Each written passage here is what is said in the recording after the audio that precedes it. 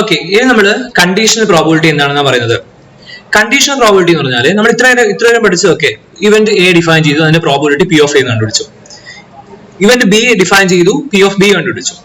ഇവിടെ ഇവന്റ് എനെ event B എന്ത് ചെയ്യുന്നുണ്ട്, ഡിപ്പെൻഡ് ചെയ്യുന്നുണ്ട്, ഒരു കണ്ടീഷൻ ചെയ്യുന്നുണ്ട് എന്ന് പറയുന്നത്.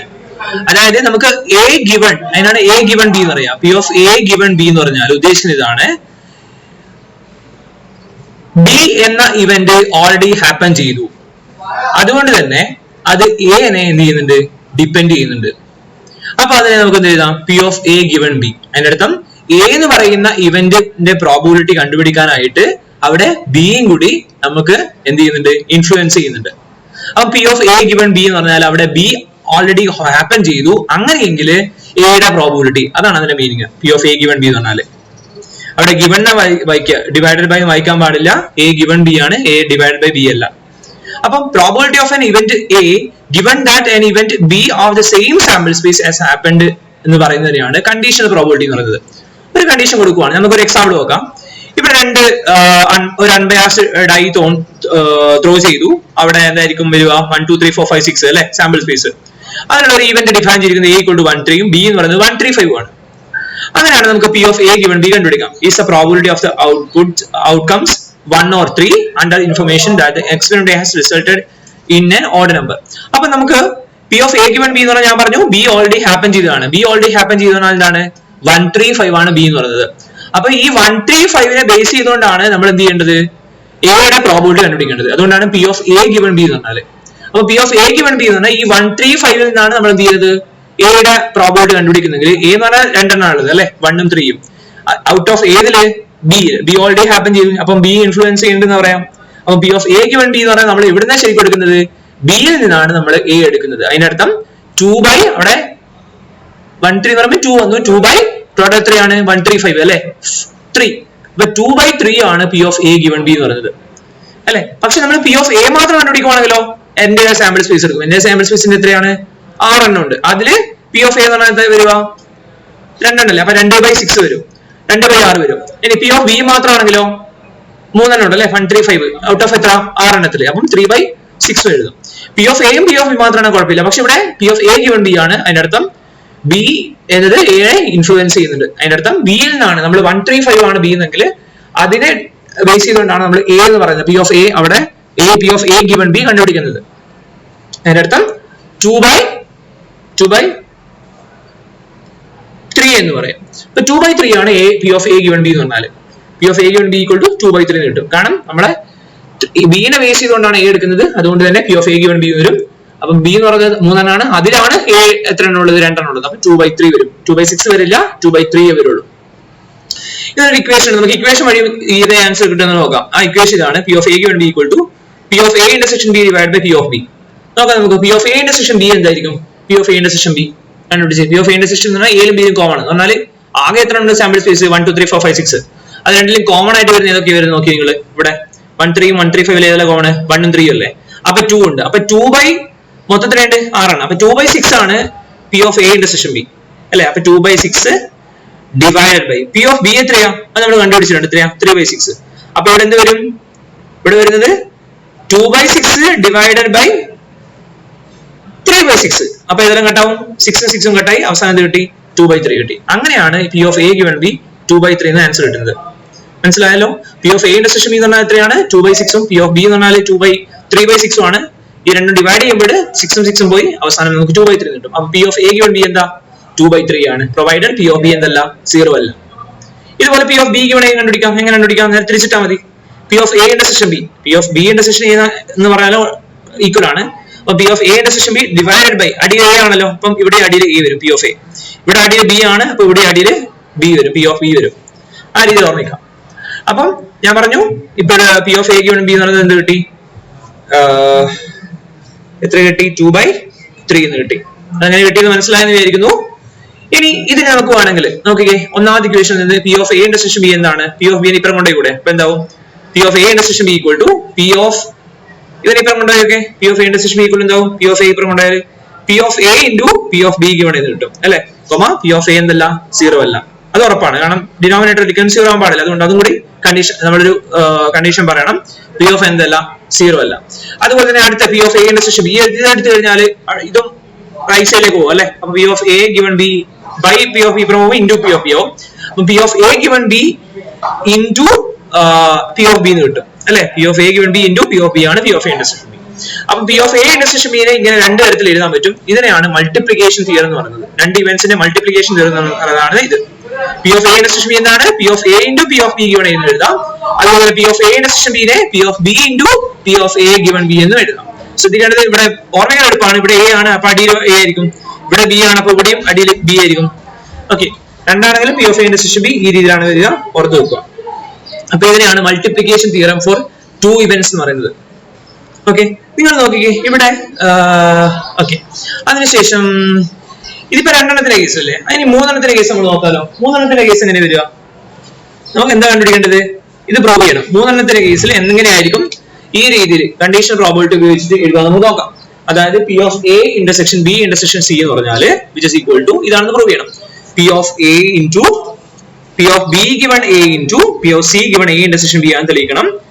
ഇവിടെ കണ്ടീഷൻ പറയുന്നത് പി ഓഫ് എ സീറോ അല്ല, പി ഓഫ് എ ഇന്റർസെക്ഷൻ ബിയും സീറോ അല്ല. നമ്മൾ സ്റ്റാർട്ട് ചെയ്യുന്നത് എവിടെയാണ്? നമുക്ക് ആകെ അറിയുന്ന ഒരു കാര്യം എന്താണ്? മൾട്ടിപ്ലിക്കേഷൻ തിയറം പ്രകാരം P of A intersection B എന്താണ്? P of A into P of B given A ആണെന്ന് നമുക്കറിയാം അല്ലെ, ഓൾറെഡി അറിയുന്ന കാര്യമാണെന്നാണ്.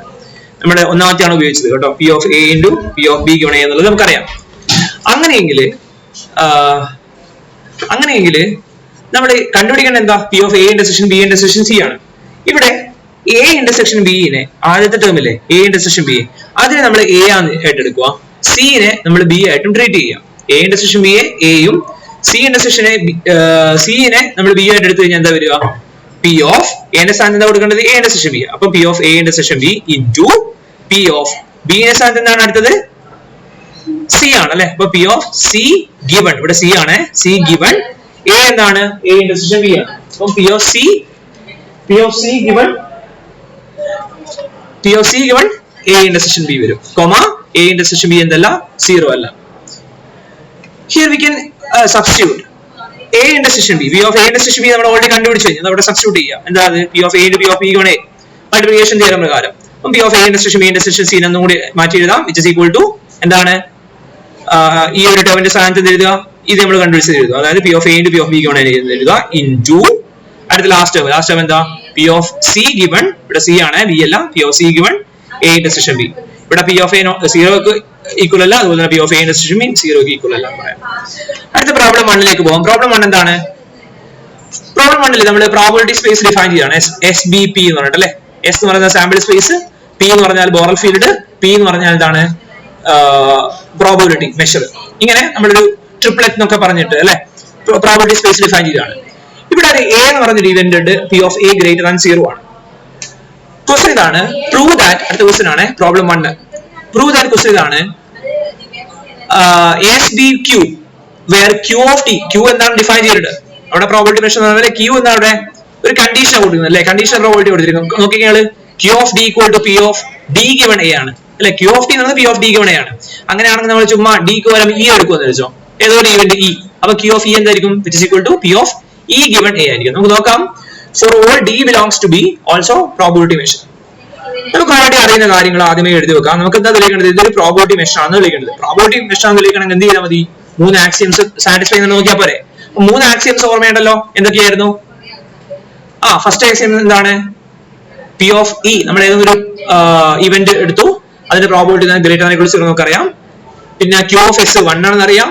പിന്നെ നമ്മൾ മ്യൂച്വൽ എക്സ്ക്ലൂസീവ് ആയിട്ടുള്ള events E1 E2 etcetera EN എടുക്കുമ്പോഴാണെങ്കിൽ P of E1 union E2 etcetera union എന്ന് പറയുന്നത് which is equal to P of E1 plus P of E2 plus P of E3 എന്നറിയാം, എക്സെട്രാ എന്ന് പറയാം. അപ്പൊ ഇങ്ങനെയാണ് 1 2 3 3 ആക്സിയംസ് ഡിഫൈൻ ചെയ്തിരിക്കുന്നത്. അങ്ങനെയാണെങ്കിൽ ഇതിനെയും നമ്മൾ എന്ത് ചെയ്യണം? ഇത് സാറ്റിസ്ഫൈ ചെയ്യുന്ന രീതിയിൽ. ഇവിടെ ക്യൂ ആണ്, പി അല്ല, ക്യൂ ആണ്. അപ്പൊ ഇവിടെ എല്ലാം ക്യൂ വരും അല്ലെ. നമുക്ക് ആദ്യം തെളിയിക്കണം എന്താ? പ്രോബബിലിറ്റി സ്പേസിലെ ഒന്നാമത്തെ ആക്സിയം എന്താണ്? ഇ ബിലോങ്സ് ടു ബി ആണെങ്കിൽ Q of E greater than equal to 0. E എന്ന് പറഞ്ഞാൽ ഇവന്റ് ആണ്. ഇനി അതുപോലെ തന്നെ നമ്മൾ നേരത്തെ പി ഓഫ് എസ് ഇവിടെ പറഞ്ഞല്ലേ എഴുതിയത്, ആൻഡ് ആക്സിയംസ് അല്ലേ രണ്ടാമത്തത്. ഇവിടെ ക്യൂ ആണ് വരുന്നത് അല്ലെ, ക്യൂ ആണ് നമ്മൾ എടുക്കുന്നത്. ഇവിടെയുള്ള മെഷർ എന്താണ്? ക്യൂ ആണ്. അപ്പൊ ക്യൂ ഓഫ് എസ് എന്താണ്? 1 ആണ്, where S is sample space. അടുത്ത മൂന്നാമത്തത് നേരത്തെ നമ്മൾ അവിടെ എഴുതിയത് ആക്സിയം എഴുതുമ്പോൾ അവിടെ നോക്കിയാൽ മതി. ആക്സിയം ഡെഫിനിഷനിൽ മൂന്നാമത്തത് എന്താണ്? P of E1 union E2 et cetera എന്ന് പറയുന്നത്. ഇവിടെ Q of union E1 union E2 union etc. വരും, which is equal to Q of E1 plus Q of E2 plus Q of E3 plus etc. വരും. ഇനി നമുക്ക് ഇവിടെ define ചെയ്തത് Q of D എന്നാണ് ഞാൻ പറഞ്ഞു കഴിഞ്ഞു. Q of D given A ആണ് for all D belongs to B. അപ്പൊ നമുക്ക് ഓരോന്നുമായിട്ട് വെരിഫൈ ചെയ്യാൻ പോവാം. ഒന്നാമത്തെ ആദ്യം വെരിഫൈ ചെയ്യാം. ഒന്നാമത്തെ വെരിഫൈ ചെയ്യാനായിട്ട് നമ്മൾ ഏതെങ്കിലും ഒരു E എന്ന് പറഞ്ഞ ഒരു ഇവന്റ് എടുക്കുക, ബിലോങ്സ് ടു ബി. ബി എന്ന് പറഞ്ഞാൽ ബോറൽ ഫീൽഡ് ആണ്.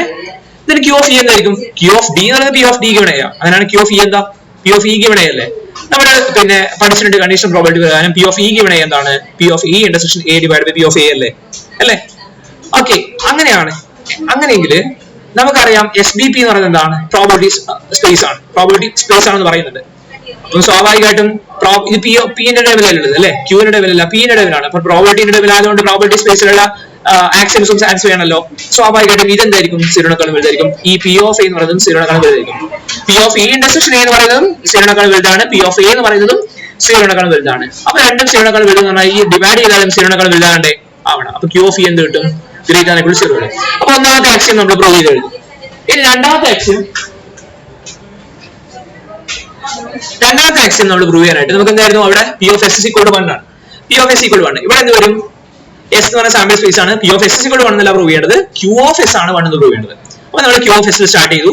നമുക്കറിയാം ഈ ഇക്വേഷൻ പ്രകാരം Q of S എന്ന് പറഞ്ഞാൽ വരും DNS and S വരും. അപ്പം P of S given A വരും. P of S given A എന്ന് പറഞ്ഞാൽ which is equal to P of S intersection A divided by P of A. നമുക്കറിയാം P of S intersection A എന്താ?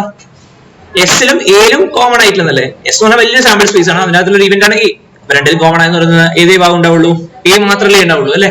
Sample space വലുതാണ്, അതിനകത്തുള്ള ചെറിയൊരു event ആണ് A. അപ്പൊ രണ്ടിലും കോമൺ ആയിട്ട് ഏതേ വരുള്ളൂ? എ മാത്രമേ വരുള്ളൂ. അഥവാ P of A മാത്രമേ ഉണ്ടാവുള്ളൂ P of S intersection A എന്ന് പറഞ്ഞാൽ. അപ്പൊ P of A എന്ന് കിട്ടി. ഇനി എന്ത് ചെയ്യുക? ഈ ന്യൂമറേറ്ററിൽ ഇത് കൊടുക്കുക. അപ്പൊ Q of S is equal to P of A plus P of A divided by P of A വരും, which is equal to 1. അപ്പൊ Q of S എന്ത് കിട്ടി? 1 കിട്ടി. നമ്മൾ അത് പ്രൂവ് ചെയ്ത് കഴിഞ്ഞു. ഇനി അടുത്തത് E1 E2 E3 etc. belongs to B എന്ന് പറഞ്ഞു. നമ്മൾ പ്രോബബിലിറ്റി മെഷർ പ്രകാരം മൂന്നാമത്തെ ആക്ഷൻ എന്ന് പറയുന്നത് P of E1 union E2 union etc. എന്ന് പറയുന്നത് which is equal to P of E1 plus P of E2 plus etc. എന്ന് പറയും അല്ലെ? നമുക്ക് ഇവിടെ ഇതിലേക്ക് P അല്ല Q ആണ്. അപ്പൊ Q of ഇവിടെ ഈവൻസ് ആയിരുന്നത് E1 union അല്ല E1 E2 E3 etc. ആണ്. അപ്പൊ Q of E1 union E2 union etc. എന്ന് പറയുന്നത് which is equal to P of probability മെഷറിലേക്ക് കൊണ്ടുവരാം അല്ലെ? P of എന്തെഴുതാം? ഈ ഒരു ഡെഫിനിഷൻ പ്രകാരം Q of D എന്ന P of D കൂടെ അല്ലേ? അപ്പം D ന്റെ സ്ഥാനത്ത് ഇവിടെ വലിയ ഇടമാണ് അല്ലെ? E1 union E2 union etc. എന്ന് പറയുന്നത്. അപ്പൊ which is equal to P of അവിടെ D ന്റെ സ്ഥാനത്തും ഈ പറഞ്ഞ പോലെ തന്നെ E1 union E2 union etc. എന്ന് പറയും. given A ആണ് given എന്ന് പറയുന്നത് അല്ലെ? ഇവിടെ നമ്മൾ given A ആണല്ലോ ഉപയോഗിക്കുന്നത്. അപ്പൊ ഇവിടെയും given A എന്ന് വരും, which is equal to നമുക്കറിയാം ഇതിനെ നമുക്ക് എന്ത് ചെയ്യാം? നമ്മൾ ആ ഒരു റൂൾ പ്രകാരം ഇത് ഒറ്റ ടേം ആയിട്ടും ഇത് മറ്റൊരു ടേം ആയിട്ട് എടുത്തു കഴിഞ്ഞാൽ P of ആ വലിയ term intersection A divide by P of A എന്ന് കിട്ടും. അപ്പൊ P of ആ വലിയ ടേം എത്രയാണ്? E1 union E2 union etc. എന്ന് പറയും. Intersection A divided by P of A വരും അല്ലെ? P of A കിട്ടും, which is equal to ഇവിടെ നമ്മൾ ഉള്ളിലേക്ക് എടുക്കുവാണ് ഡിസ്ട്രിബ്യൂഷൻ ലോ പ്രകാരം P of E1 intersection A union അടുത്തെന്താ? E2 അല്ലേ? E2 ഇന്റർസെക്ഷൻ A യൂണിയൻ അടുത്തെന്താ? E3 intersection A plus union etc. എന്ന് പറയും divide by P of A. when ഇവിടെ നമ്മൾ നോക്കിക്കേ when E1 E2 E3 etc. ഇതൊക്കെ ഡിസ്റ്റോയിന്റ് ആണെങ്കിൽ E1 intersection A E2 intersection A E3 intersection A ഇതൊക്കെ എന്തായിരിക്കും? ഡിസ്റ്റോയിന്റ് ആയിരിക്കും. സ്വാഭാവികമായിട്ട് നമുക്ക് ഇതിനെ എന്ത് എഴുതാം? ഇതിനെ സ്പ്ലിറ്റ് ചെയ്താൽ കൂടെ എങ്ങനെ എഴുതാം? P of E1 intersection A plus P of E2 intersection A plus P of E3 intersection A plus etc. എന്ന് എഴുതാം. ഇനി അപ്പൊ Q of D ലേക്ക് പോവാ. Q of D ക്ക് ഒരു വലിയ ടേം ആണ്. എന്താണ്? Q of E1 union E2 union etc. union equal to ഇതിനെ സ്പ്ലിറ്റ് ചെയ്ത് എഴുതാം. എങ്ങനെ? P of E1 intersection A plus P of E2 intersection A plus P of E3 intersection A plus etc. divided by P of A. Okay, ഇതിലേക്ക് കൊടുത്തതാണ്. ഇതൊക്കെ union ഒക്കെ എന്തായി? Plus ആയി മാറി. അതാണ് ഇവിടെ കൊടുത്തത്. ഇനി ഇന്റീരിയർ P of A കൊടുക്കും ഓരോന്നിനും. അപ്പൊ എന്തുവരും? P of E1 intersection A divided by P of A plus അടുത്ത ടേം എന്താ? P of E2 intersection A divided by P of A plus അടുത്ത ടേം എന്താ? P of E3 intersection A divided by P of A വരും plus etc. അപ്പൊ Q of E1 union E2 union etc. എന്നുള്ളത് ഇതെന്താ ശരിക്കും? P of E1 intersection A divided by P of A എന്താണ്? നമ്മുടെ ഈ ഡെഫിനിഷനിലേക്ക് കൊടുത്തു കഴിഞ്ഞാൽ ഈ ഡെഫിനിഷൻ കൊടുത്താണ് ഇല്ലതാ നമ്മൾ ആദ്യം എഴുതിയിട്ടുണ്ടല്ലേ? ഇതിൽ നോക്കി നിങ്ങൾ P of E given A എന്താ? P of E intersection A divided by P of A ആണ്. അതാണ് Q of E. അങ്ങനെയാണ് ഈ സ്ഥാനത്ത് ഇവിടെ എന്താണ് നോക്കിക്കേ? E1 അല്ലേ ഉള്ളത്. അപ്പൊ വരും Q of E1 വരും പ്ലസ് അടുത്തത് ഈ സ്ഥാനത്ത് E2 ആണ്. അപ്പൊ Q of E2 plus Q of E3 plus etc. നോക്കിക്കേ നിങ്ങൾ Q ഇതേപോലെ യൂണിയൻ എന്താക്കി മാറ്റി എഴുതി പ്ലസ് പ്ലസ് ആയിട്ട് എഴുതി അല്ലെ? അപ്പൊ മൂന്നാമത്തെ ആക്സിയം സാറ്റിസ്ഫൈ ചെയ്യുന്നുണ്ട്. അതിനർത്ഥം Q എല്ലാ ആക്സിയംസും സാറ്റിസ്ഫൈ ചെയ്യുന്നുണ്ട്. അപ്പൊ SBQ എന്ന് പറയുന്നത് ഒരു പ്രോബബിലിറ്റി മെഷർ ആണെന്ന് പറയാം. അടുത്തത് ഇൻഡിപെൻഡൻസ് ഓഫ് ഇവന്റ്സ്. ഇവിടെ ഞാൻ പറഞ്ഞു event A has happened makes no change in the probability of the happening of the event B. Okay, അങ്ങനെ ഇൻഫർമേഷൻ വിചാരിച്ചോ, അതായത് A ഹാപ്പൻ ചെയ്ത് B യെ ഒന്നും ഇൻഫ്ലുവൻസ് ചെയ്യുന്നില്ല എന്ന് വിചാരിച്ചോ, അതിന്റെ അടുത്ത് എന്താ A യും B യും എന്ത് പറയാം, ഇൻഡിപെൻഡന്റ് എന്ന് പറയാം അല്ലെ, ശരിയല്ലേ? അപ്പൊ എന്ത് കിട്ടും, ഈ കണ്ടീഷൻ പ്രോബബിലിറ്റി ഉണ്ടാവുമോ? ഇല്ല. അതായത് P of B given A എന്ന് എടുത്തു കഴിഞ്ഞാൽ എന്ത് കിട്ടും, P of B എന്നും P of A given B എടുത്തു കഴിഞ്ഞാൽ P of A എന്ന് കിട്ടും, കാരണം കണ്ടീഷൻ ഇല്ല. അപ്പൊ P of B given A എന്താവും, സിംപ്ലി P of B യും P of A given B simply എന്താവും, P of A യും മാറും, കാരണം ഇൻഫ്ലുവൻസ് ചെയ്യുന്നില്ല. അതുകൊണ്ട് ഗിവൺ എന്ന് പറഞ്ഞ ഐഡിയ വരുന്നില്ല. അതിനർത്ഥം A യും B എന്താണ്, ഇൻഡിപെൻഡന്റ് ആണ്. അപ്പൊ നമുക്കറിയാവുന്ന നമ്മൾ നേരത്തെ പറഞ്ഞതാണ് P of A intersection B എന്നാണ്. നമ്മുടെ കണ്ടോ, P of A intersection B എന്നാണ് നമ്മൾ പറഞ്ഞിട്ടുണ്ട്, രണ്ട് തരത്തിൽ ഡിഫൈൻ ചെയ്തിട്ടുണ്ട് അല്ലെ, ഇവിടെ കാണുന്നുണ്ടല്ലോ നിങ്ങൾ. ഇവിടെ അതുപോലെ തന്നെ P of A intersection B എന്താണ്, P of A into P of B given ആണ്, പ്രൊവൈഡഡ് P of A എന്താ പാടില്ല, 0 പാടില്ല. ഇനി A യും B ഇൻഡിപെൻഡന്റ് ആണെന്ന് വിചാരിച്ചോ. അപ്പൊ A B ഇൻഡിപെൻഡന്റ് ആണെന്ന് ഞാൻ പറഞ്ഞു, എന്താണ് P of B given എന്തായി മാറുന്നു, P of B ആയി മാറണം, കാരണം ഇൻഫ്ലുവൻസ് ചെയ്യുന്നില്ല. അപ്പൊ എന്താവും, P of A intersection B നോക്കിക്കേ, P of A intersection B equal to P of A അവിടെ ഉണ്ടാവും, P of B given A ക്ക് വരുന്നത് കൊടുക്കുക, P of B കൊടുക്കുക. അപ്പൊ P of A into P of B provided P of A എന്താ പാടില്ല, 0 പാടില്ല. അതുപോലെ തന്നെ P of A intersection B വേറെ തരത്തിൽ നമ്മൾ പറഞ്ഞല്ലോ. രണ്ടാമത്തെ ഇക്വേഷൻ എന്താ, രണ്ടാമത്തെ equation P of B into P of A given B നോക്കിക്കേ നിങ്ങൾ. ഇതില് ഈ ടേമില്ലേ P of A given B എന്താവും മാറും, P of A തന്നെ ആയി മാറും അല്ലെ, P of A തന്നെ ആയി മാറും. അപ്പൊ എന്ത് കിട്ടും, P of A intersection B is equal to എന്ത് കിട്ടും, അടുത്തെന്തായിരുന്നു, P of A intersection B equal to എന്താവും, P of B into P of A given B ആണ്. അവിടെ നമുക്കറിയാം P of A intersection B equal to P of A intersection A given B എന്താവും, P of A ആവും, P of A into P of B കിട്ടും, P of A intersection B. അപ്പൊ നമ്മൾ മനസ്സിലാക്കേണ്ടത് A യും B യും independent ആണെങ്കിൽ ഉറപ്പായിട്ടും P of A intersection B എന്താണ്, P of A into P of B ആണ്. നേരെ വേറൊരു നോട്ടായിട്ട് നമുക്ക് മനസ്സിലാക്കേണ്ടത്, ഇപ്പൊ രണ്ട് ഇവന്റ്സ് ഉണ്ട്, ആ ഇവന്റ്സ് ഡിസ്റ്റോയിൻ ആണെന്ന് വിചാരിച്ചോ, മ്യൂച്വലി എക്സ്ക്ലൂസീവ് ആയിരിച്ചോ. അങ്ങനെയാണെങ്കിൽ നമ്മൾ ഇവന്റ്സിനെ ഇൻഡിപെൻഡന്റ് ആണെന്ന് പറയോ, പറയില്ല എന്നാണ് പറയുന്നത്. അതിനുള്ള എക്സാമ്പിൾ ആണ്, അതായത് എക്സാമ്പിൾ ഞാൻ പറയാം. രണ്ട് ഡിസ്റ്റോയിന്റ് ഇവന്റ് ഉണ്ട് A യും B യും. അപ്പൊ നമുക്ക് എന്തറിയാം, A യും B യും ഡിസ്റ്റോയിന്റ് ആണ്, അല്ലെങ്കിൽ ഇൻഡിപെൻഡന്റ് ആണ്. അവിടെ ഇൻഡിപെൻഡന്റ് ആകുമ്പോൾ P of A intersection B എന്താണ്, P of A into P of B അല്ലേ ആണ്. പക്ഷെ P of A 0 ആവാൻ പാടുണ്ടോ, ഇല്ല. P of B എന്താവാൻ പാടില്ല, 0 ആവാൻ പാടില്ല. പക്ഷെ നമുക്കറിയാം A യും B യും ഡിസ്റ്റോയിന്റ് ആയതുകൊണ്ട് P of A intersection B എന്ത് എഴുതാം, 0 എന്ന് എഴുതാം. നോക്കിക്കേ നിങ്ങൾ, P of A യും P of B യും 0 ആവാനും പാടില്ല, അതുപോലെ തന്നെ P of A intersection B എന്നാണ് 0 ആവും വേണം അല്ലെ. അങ്ങനെയല്ലേ ഡിസ്റ്റോയിന്റ് എന്ന് പറഞ്ഞാൽ അതിന്റെ അടുത്തതല്ലേ P of A intersection B എന്തായിരിക്കണം, 0 ആയിരിക്കണം. പക്ഷെ അത് പോസിബിൾ ആണോ, 0 equal P of A into P of B എഴുതാൻ പറ്റുമോ, ഇല്ല. കാരണം P of A not equal 0, P of B not equal 0 ആണ്. അപ്പൊ ഇത് സംഭവിക്കില്ല. അതിനർത്ഥം hence two disjoint or mutually exclusive events എന്താകാൻ പാടില്ല, cannot be independent പറയേണ്ടി വരും. Okay, thank you.